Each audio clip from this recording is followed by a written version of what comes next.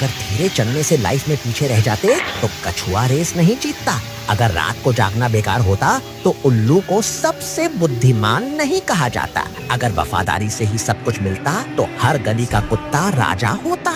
अगर चुप रहने से हार होती तो सांप बिना आवाज के जंगल का राजा नहीं बनता। जिंदगी में सिर्फ सुनी सुनाई बातों पर मत चलो, दिमाग लगाओ, सही रास्ता खुद चुनो। इसने मुझे फॉलो किया है, उसका दिल से शुक्रिया।